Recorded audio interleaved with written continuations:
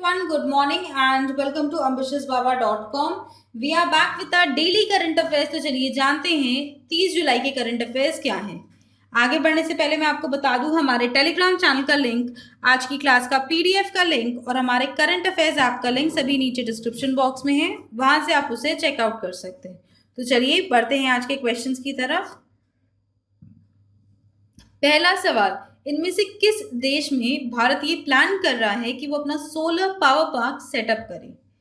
5 option है हमारे पास। तो चलिए the answer is B, Sri Lanka. भारत ये प्लान कर रहा है कि श्रीलंका में वो अपना सोलर पावर पार्क सेटअप करे। तो चलिए पहले बात करेंगे ये किसके तहत चाहता है भारत। भारत चाहता है श्रीलंका में ये सोलर पावर पार्क सेटअप करना, जिसके तहत जो इंडियन ओशन रीजन में है उसमें भारत का जो प्रेजेंस है वो बरकरार रहे। यहाँ पे कई ज़्यादा इंटरफेरेंस हो रहा था फ्रॉम द चाइनीज गवर्नमेंट, जिसके कारण भारत चाहता है कि वो अपना प्रेजेंस इंडियन ओशन रीजन में बरकरार रखे और इसके तहत वो श्रीलंका में ये डेवलप करना चाहते हैं। चलिए इसकी डिटेल्स हम जानते हैं आगे।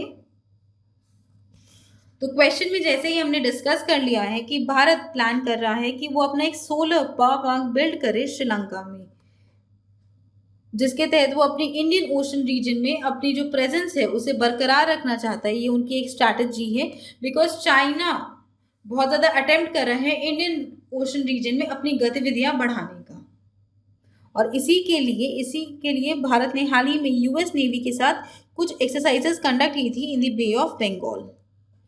तो चलिए अब बात करेंगे ये सोलर पावर पार्क कौन बनाएगा। ये सोलर पावर पार्क बनाएगा भारत की सबसे बड़ी लार्जेस्ट पावर जनरेशन यूटिलिटी, जो कि है एनटीपीसी लिमिटेड, और ये होगा under the international solar alliance. तो चलिए अब बात कर लेते हैं कि इंटरनेशनल सोलर अलायंस क्या है। 30 नवंबर 2015 में पेरिस डिक्लेरेशन में हमारे प्रधानमंत्री जी ने इसकी अनाउंसमेंट की थी, जिसका नाम था international solar alliance framework agreement, जिसके तहत उन्होंने 121 नेशंस को इनवाइट किया था कि वो आपस में मिलकर जो हमारी सोलर एनर्जी है उसे हम सही तरीके से एक्सप्लॉइट कर सके, ताकि हमारा जो डिपेंडेंस है हमारे फॉसिल फ्यूल्स पे वो कम हो सके और हमारी सोलर एनर्जी का कंजम्पशन बढ़ सके। इसी के लिए उन्होंने ये इनिशिएटिव लॉन्च किया था, और हाल ही में निकारागुआ 87 कंट्री है जिसने अपनी मंजूरी इसे दी है।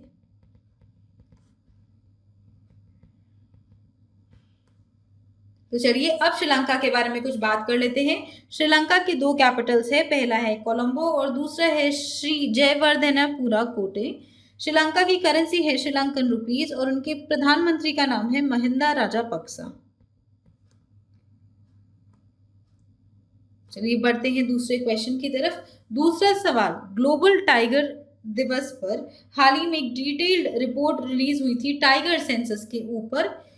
भारत में कितने टाइगर्स है, जो कि दुनिया का 70% है, 70% of the global tiger population है। 5 ऑप्शन है हमारे पास। तो चलिए the answer is D, 2967 tigers है भारत में, जो कि ग्लोबल टाइगर पॉपुलेशन का 70% है। तो चलिए इसकी डिटेल्स जान लेते हैं। तो जैसा कि हमने आपको ऑलरेडी बताया कि हाल ही में 29 जुलाई को ग्लोबल टाइगर डे मनाया जाता है, और इसीलिए हमारी ministry of environment, forest and climate change ने एक डिटेल्ड रिपोर्ट टाइगर सेंसस के ऊपर रिलीज की है, जिसके तहत भारत में जो टाइगर की पॉपुलेशन है वो बढ़कर हो गई है 2967, जो कि ग्लोबल टाइगर पॉपुलेशन का 70% है।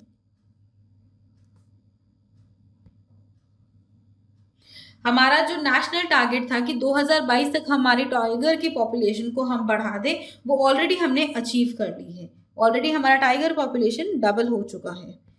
चलिए बढ़ते हैं तीसरे क्वेश्चन की तरफ। तीसरा सवाल, इनमें से किस संगठन के सपोर्ट के साथ हमारी केंद्रीय सरकार ने ये निर्णय लिया है कि हमारी जो नालियां हैं उसे कृषि योग्य भूमि में परिवर्तित किया जाए? 5 ऑप्शन है हमारे पास। तो चलिए the answer is C, World Bank. World Bank और हमारी सेंट्रल ने मिलकर ये निर्णय लिया है कि चंबल क्षेत्र की जो नालियां हैं उसे कृषि योग्य भूमि में परिवर्तित किया जाए। चलिए इसकी डिटेल्स जान लेते हैं।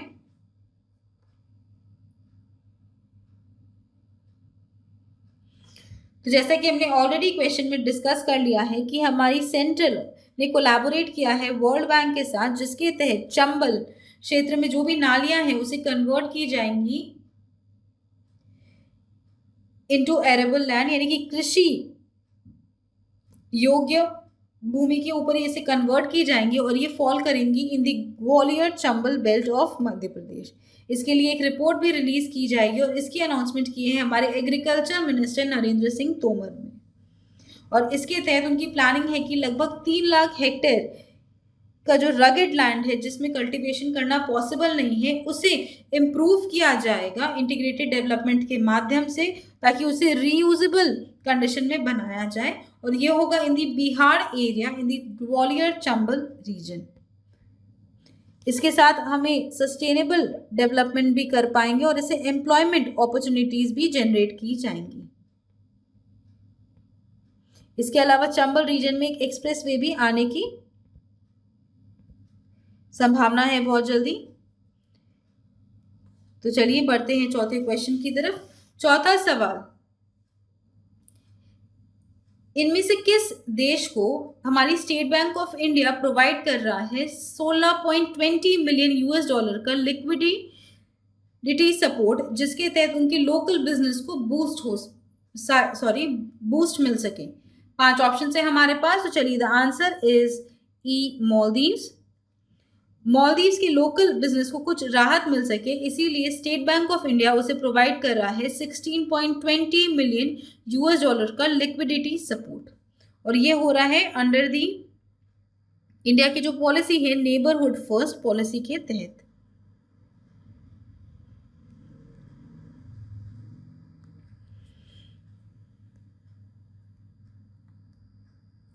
और इसी पॉलिसी के अंडर हाल ही में भारत ने गिफ्ट किया है बांग्लादेश को 10 रेलवे लोकोमोटिव्स।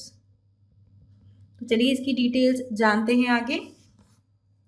तो जैसा कि आप जानते हैं कि कोविड-19 ने पूरे दुनिया की इकोनॉमीज को, बड़ी बड़ी इकोनॉमीज को अफेक्ट किया है और इसमें सबसे ज़्यादा नुकसान हुआ है छोटी छोटी इकोनॉमीज का। सो स्टेट बैंक ऑफ इंडिया ने मॉलदीव्स को सपोर्ट करने के लिए ग्रांट किया है 16.20 मिलियन यूएस डॉलर का लिक्विडिटी सपोर्ट, जिसके तहत उनके जो लोकल बिजनेसेस हैं उन्हें कुछ राहत मिल सके और उनका जो लोन रिपेमेंट है ऑफ 200 रिटेल अकाउंट्स उससे भी कुछ फायदा हो सके, उन्हें भी कुछ राहत मिल सके। और इसकी अनाउंसमेंट आई थी 28 जुलाई को by the Indian high commission in the Maldives. इसके अलावा भारत ने मॉलदीव्स को हाल ही में करेंसी स्वैप का भी अप्रूवल दे दिया है ऑफ 400 मिलियन यूएस डॉलर्स। और इसी के अलावा भारत और मॉलदीव्स आपस में डेवलप कर रहे थे इमरजेंसी मेडिकल सर्विसेज, और जिसके लिए भारत ने ग्रांट किया है MVR 8 मिलियन का असिस्टेंस दिया है उन्होंने मॉलदीव्स को। तो चलिए मॉलदीव्स के बारे में कुछ जान लेते हैं। मॉलदीव्स का कैपिटल है माले और मॉलदीव्स की करेंसी है मॉलदीवियन रुपया। बढ़ते हैं 5वें क्वेश्चन की तरफ। 5वां सवाल, प्रधानमंत्री फसल बीमा योजना के तहत इनमें से किस लाइफ इंश्योरेंस कंपनी ने एक कैंपेन लॉन्च किया है, बहुत जरूरी है, जिसके तहत वो जो हमारे महाराष्ट्र और कर्नाटक के किसान हैं उन्हें क्रॉप इंश्योरेंस प्रोवाइड कराएंगे। 5 ऑप्शन है हमारे पास। तो चलिए द आंसर इज डी, भारतीय अक्सा लाइफ इंश्योरेंस ने लॉन्च किया है ये कैंपेन, जिसका नाम है बहुत जरूरी है। तो चलिए बात कर लेते हैं पहले भारतीय अक्सा लाइफ इंश्योरेंस के बारे में। भारतीय अक्सा लाइफ इंश्योरेंस एक जॉइंट वेंचर है बिटवीन दी भारतीय एंटरप्राइजेस, जो भारत की one of the leading business groups है, और दूसरा है अक्सा, जो दुनिया का सबसे बड़ा इंश्योरेंस कंपनी है। इन दोनों का एक जॉइंट वेंचर है जिसका नाम है भारतीय अक्सा लाइफ इंश्योरेंस, और उन्होंने हाल ही में एक अभियान लॉन्च किया है जिसका नाम है बहुत जरूरी है, जिसके तहत कर्नाटक और महाराष्ट्र के जो किसान है वो उन्हें एनकरेज करेंगे, उन्हें जागरूक करेंगे और उन्हें बोलेंगे कि उनकी जो फसल है उसके लिए वो ये इंश्योरेंस लें, जिसका नाम है बहुत ज़रूरी है ये कैंपेन के तहत। बिकॉज आप जानते हैं कि जो एग्रीकल्चर है वो बहुत ज़्यादा डिपेंड करता है रेनफॉल पे, यहाँ पे मॉनसून पे बहुत ज़्यादा डिपेंड करता है। कई बार फ्लड्स आ जाते हैं या फिर सूखा पड़ जाता है, जिसके कारण सबसे ज़्यादा भारी मात्रा में नुकसान होता है हमारे किसानों का। उनके पास कोई भी सिक्योरिटी, फाइनेंशियल सिक्योरिटी नहीं रहती है और उनकी फसल एकमात्र सोर्स है उनकी कमाई का। सो इसी चीज का फायदा उठा के उन्होंने लॉन्च किया है ये अभियान, जिसके तहत वो महाराष्ट्र और कर्नाटक के जो किसान हैं उन्हें एनकरेज कर रहे हैं कि वो क्रॉप प्रोटेक्शन और फाइनेंशियल सिक्योरिटी के लिए ये जो क्रॉप इंश्योरेंस है इसे ऑप्ट करें। और इसके अलावा जो ये कंपनी है उन्होंने मैंडेट सिक्योर किया है, जिसके तहत वो किसानों, जो कि किसान है महाराष्ट्र और कर्नाटक में, उन्हें 3 साल का क्रॉप इंश्योरेंस प्रोवाइड करेगी अंडर दी प्रधानमंत्री फसल बीमा योजना। तो चलिए अब अक्सा के बारे में कुछ जान लेते हैं। भारतीय अक्सा के बारे में, इसके हेडक्वार्टर्स है मुंबई में और it was founded in the year 2008। बढ़ते हैं छठे क्वेश्चन की तरफ। छठा सवाल, इनमें से किस कंपनी ने कार्बन क्लीन सॉल्यूशंस के साथ मिलकर एक एमओयू साइन किया है in compressed biogas projects in India? 5 option है हमारे पास, तो चलिए the answer is D, GAIL India Limited ने साझेदारी की है कार्बन क्लीन सॉल्यूशंस के साथ, जिसके तहत वो कंप्रेस्ड बायोगैस प्रोजेक्ट्स पे काम करेंगे भारत में। चलिए इसकी डिटेल्स जान लेते हैं। चलिए पहले हम बात करेंगे कि एग्जैक्टली कंप्रेस्ड बायोगैस है क्या। कंप्रेस्ड बायोगैस ये एक टाइप का बायोगैस है जो जनरेट होता है फ्रॉम ऑर्गेनिक वेस्ट, यानी कि जो हमारा वेस्ट है उससे एक बायोगैस जनरेट होगा और उसके ऊपर गेल इंडिया और कार्बन क्लीन सॉल्यूशंस ने एक एमओयू साइन किया है, जिसके तहत वो डेवलप करेंगे opportunities in the compressed biogas sector in India. इस एमओयू साइन करने के बाद ये जो आपस में 2 कंपनियां हैं ये क्लोजली एक स्ट्रैटेजिक पार्टनरशिप के साथ काम करेंगी, जिसके तहत ये कई सारे इश्यूज को एड्रेस करेंगी जो कि सीबीजी वैल्यू चेन में है, जैसे कि फीडस्टॉक अरेंजमेंट्स क्या है, सूटेबल टेक्नोलॉजी कौन सी रहेगी जिसके तहत सीबीजी का प्रोडक्शन हो, इसके अलावा गैस ऑफ टेक अरेंजमेंट्स क्या है, कई सारे फंडिंग मॉडल्स को एक्सप्लोर किया जाएगा, ट्रांसपोर्टेशन कि ये जो बायोगैस है इसे कैसे ट्रांसपोर्ट किया जाएगा, कैसे पहुंचाया जाएगा इसे जगह जगह, इसकी कैसे मार्केटिंग होगी और किस हिसाब से इसकी डिस्ट्रीब्यूशन होगी। सो ये 2 जो कंपनीज है ये आपस में मिलकर इन सब विषयों पर चर्चा करेंगी ताकि जो ये कंप्रेस्ड बायोगैस है इसे कैसे भारत में और ज़्यादा लोगों तक अवेलेबल कराया जा सके। बढ़ते हैं 7वें क्वेश्चन की तरफ। 7वां सवाल, कोल इंडिया पूर्व चीफ का नाम बताइए जिन्हें हाल ही में अपॉइंट किया गया है as the chairman of the key green panel by the government. 5 option है हमारे पास, तो चलिए the answer is A, Anil Kumar Jha को अपॉइंट किया गया है as the chairman of the key green panel. तो चलिए इसकी डिटेल्स जान लेते हैं आगे। चलिए पहले बात करते हैं ये की ग्रीन पैनल, इसका निर्माण कब हुआ था। इसका गठन हुआ था 2017 में 3 वर्षों के लिए और हाल ही में इसे एक्सटेंड कर दिया गया है 1 वर्ष के लिए, और यानी कि जून 2021 तक इसे एक्सटेंड कर दिया गया है। और इसके लिए हमारी केंद्रीय सरकार ने जो कोल इंडिया के पूर्व चेयरमैन है अनिल कुमार झा, उसे अपॉइंट किया है as the chairman of the key panel. इस पैनल का यही काम है कि जो हमारे एनवायरमेंटल रूल्स है जो से वायलेशन हो रहे हैं उसके ऊपर गवर्नमेंट को ये रिपोर्ट सबमिट करे, एडवाइस करे, इसीलिए इसका गठन हुआ है। और इस जो पैनल है इसमें कई सारे मेंबर्स होते हैं अलग अलग सेक्टर्स से, जिनका मकसद यही है कि हमारी जो केंद्रीय सरकार को है उसको हम सही से रिकमेंडेशन दे सके टाइम टू टाइम कि कौन कहाँ पे एनवायरनमेंट रूल्स के वायलेशन हो रहे हैं, उसकी क्या रेमेडी है, कैसे हम अपने पर्यावरण को बचा सकते हैं, इन सब मुद्दों पे चर्चा की जाती है। चलिए बढ़ते हैं 8वें क्वेश्चन की तरफ। 8वां सवाल, टाटा AIA के CEO और MD का नाम बताइए। 5 ऑप्शन है हमारे पास, तो चलिए द आंसर इज नवीन तहिलियानी। तो चलिए इसकी डिटेल्स जान लेते हैं। तो टाटा AIA ने हाल ही में नवीन तहिलियानी को चुना है as the new CEO and MD। ये उनकी बोर्ड ने ऑलरेडी अनाउंसमेंट कर रही है, जबकि IRDAI से इसका रेगुलेटरी अप्रूवल अभी पेंडिंग है। चलिए टाटा AIA इंश्योरेंस ब्रांड जो है उसके बारे में कुछ बात कर लेते हैं। इसके हेडक्वार्टर्स है मुंबई में और it was founded in the year 2000। तो चलिए बढ़ते हैं आगे 9वें क्वेश्चन की तरफ। 9वां सवाल, इंटरनेशनल टाइगर डे हर साल किस दिन मनाया जाता है? 5 ऑप्शन है हमारे पास। तो चलिए द आंसर इज सी, 29 जुलाई को मनाया जाता है इंटरनेशनल टाइगर डे। 2010 में सेंट पीटर्सबर्ग टाइगर समिट हुआ था और उसके बाद इसे लॉन्च किया गया था। तब से हर साल 29 जुलाई को 2010 से मनाया जा रहा है इंटरनेशनल टाइगर डे।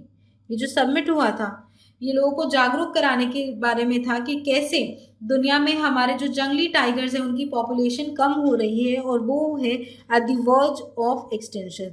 इसके लिए अलग अलग नेशंस को बताया जा रहा था कि कैसे वो स्टेप्स ले सके ताकि उनकी जो टाइगर पॉपुलेशन है उसे बढ़ाया जा सके। बिकॉज अगर टाइगर की पॉपुलेशन कम हो गई तो ये हमारा पूरा जो इकोलॉजिकल सिस्टम, हमारा पूरा इकोसिस्टम है, हमारा फूड चेन है, उसे डिस्टर्ब कर सकता है।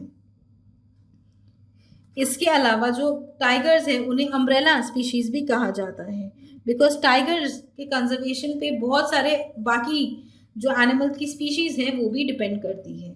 और 2022 का जो इंडिया का टारगेट था अपनी टाइगर पॉपुलेशन को डबल करने का, वो ऑलरेडी इंडिया ने अचीव कर लिया है।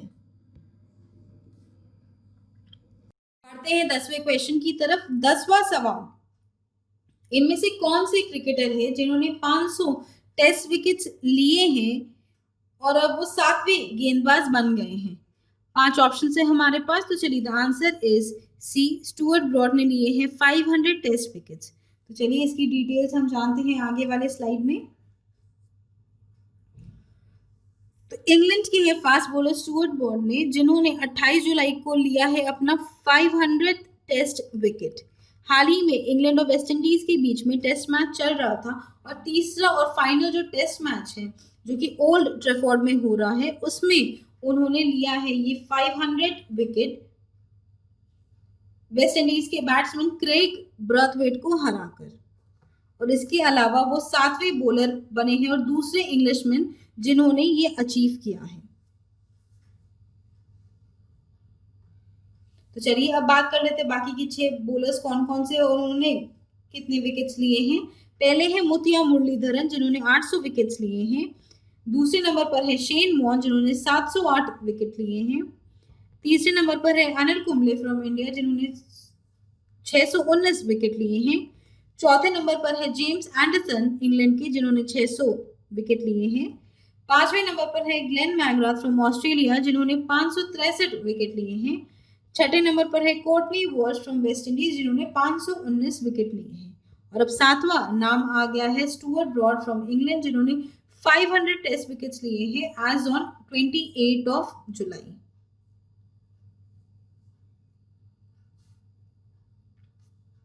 बढ़ते हैं 11वें क्वेश्चन की तरफ। 11वां सवाल, काजी अनिक इस्लाम को हाल ही में 2 इयर्स का बैन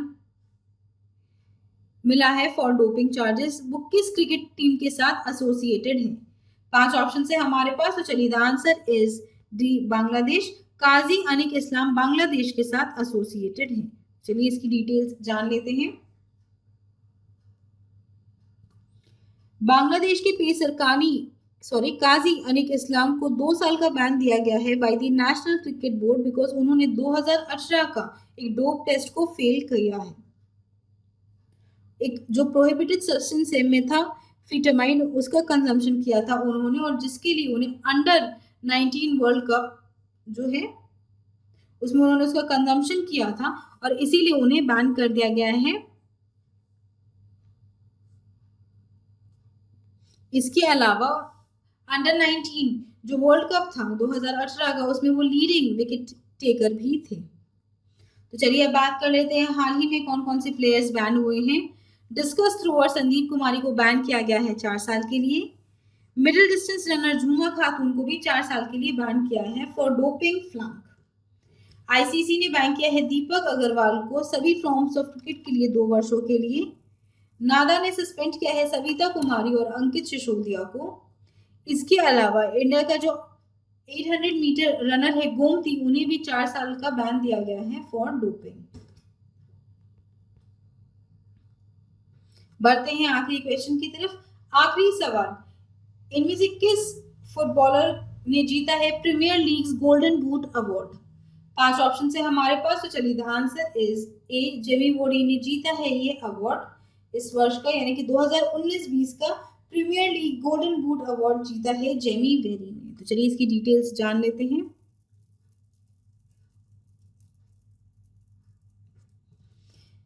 तो लेस्टर सिटी के स्ट्राइकर जेमी वॉर्डी ने जीता है ये premiere League Golden Boot award after securing 23 goals across the 2019-20 season.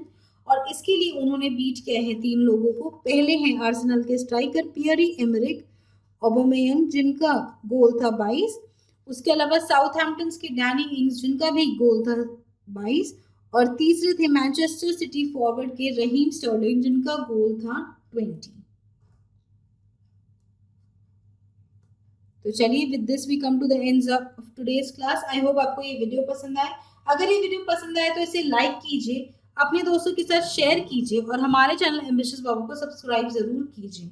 Also please visit our website test.ambitiousbaba.com, जहाँ पर आपको ऑनलाइन मॉक टेस्ट मिल जाएंगे, चाहे वो बैंकिंग हो, एसएससी हो, रेलवे हो, जैब हो, कैब हो या फिर पैरा 13.2 हो।